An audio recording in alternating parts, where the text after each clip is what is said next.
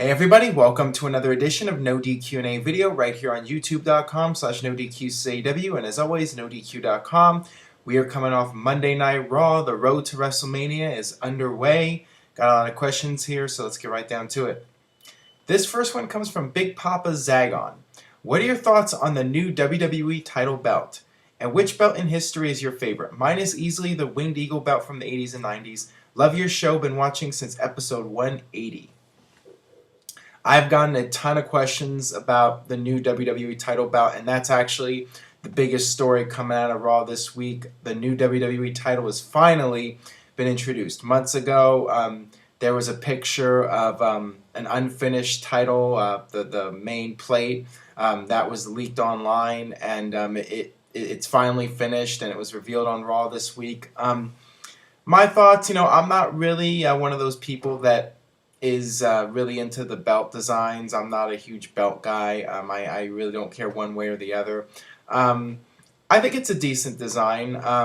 It does look like a giant Hall of Fame ring turned into a belt.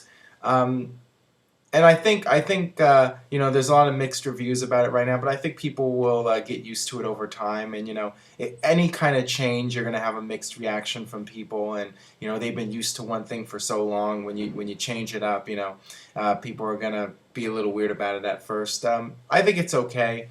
I do agree with you. I think that the nicest belt, in my opinion, was the Winged Eagle belt from the late 80s and 90s. I talked about it before in previous videos. I would have liked to have seen, if they were going to do a new title belt, have the Winged Eagle belt again, but not the old Winged Eagle.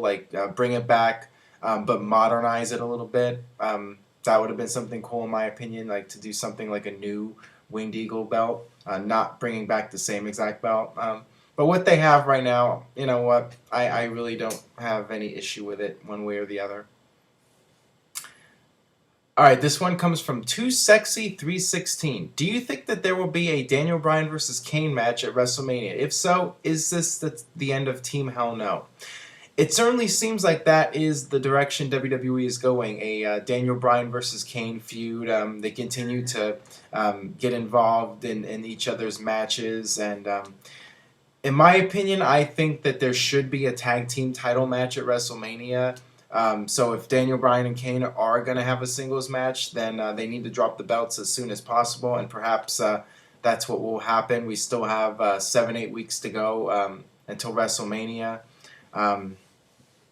So yeah, they could have the two of them lose the titles and then go on to face each other at WrestleMania, or they could have a tag team title match where they can defend the titles at WrestleMania, lose, and then break up at WrestleMania and feud going into April and May. But either way, it does look like Team Hell No is going to be splitting in the near future. And really, I think it's getting close to the end of how much mileage you can get out of it. I think it's starting to run its course. So definitely by WrestleMania, I think that would be a good time to break off the team. All right, this one comes from Dante Hammond. Hey Aaron, please answer in video. What do you think of WWE's decision to not change El Generico's name or gimmick, since there's a photo of him on the internet accompanying Brodus Clay to ringside on an NXT house show, and WWE haven't changed anything? I have to say, I'm a little bit surprised. Most guys that they bring in to developmental, they change up the gimmick, and they want to own the gimmick, so they give a guy a new name that they can trademark. So I find it really interesting that they let him go out there and be El Generico. Now, that's just one event. Time will tell if WWE decides to change things up with him and take off the mask or give him a different mask and change up his gimmick.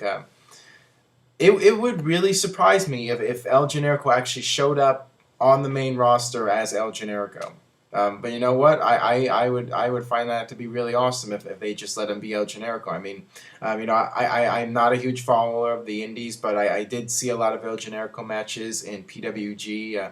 I went to a lot of shows here in Southern California, and almost every show he put on the best match. So I really hope that WWE just lets him be himself and do his thing. He has a lot of talent, and he could go far in WWE despite, not having that look that WWE usually looks for.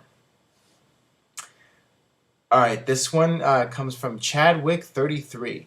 Hey Aaron, why do you think WWE decided to push Jack Swagger back into the world title picture after dropping the ball with him in 2010? In my opinion, I would rather have seen Wade Barrett drop the IC title before Elimination Chamber and see him pushed instead. Um, well, I think WWE decided to capitalize on the current story going on in the world in the United States right now. The whole illegal immigration debate and topic. You know that's a hot button issue in the United States right now. So WWE is just trying to you know turn life into art, and I really like what they're doing with Jack Swagger right now. I really like this anti-immigrant gimmick, and I think Zeb Coulter is doing great with the promos and helping get Jack Swagger over. I'm a big fan of what they're doing with this, and I think that it's a good way to also build up Alberto Del Rio and make him, the champion of the Mexican people. And WWE has a huge Hispanic audience, so that this will help get Del Rio even more over with that demographic. So I think what they're doing is great so far, and I know it has its critics and there's people saying it's pushing the envelope too much. Although these are the same people that say bring back the Attitude Era, and now they're complaining about this, being racist or being out of line or whatever. I like it. I'm glad that they're doing something like this and giving a little bit of edge to the product. So I'm a big fan so far. Alright, that'll do it for this edition of No DQ&A video. Thanks as always for watching. No DQ forums, that's the place to go if you want to talk WWE and TNA. And check out the playlists that I've been adding on YouTube. The one I have up right now on this video is the best of No DQ&A video, going back to episode 1, some of the most memorable episodes of this series. So check that out. I'll have it as on the top of the video and also in the description. Check out those videos and keep spreading the word. I really do appreciate all the support, and I will see you tomorrow for another edition of No DQ&A video.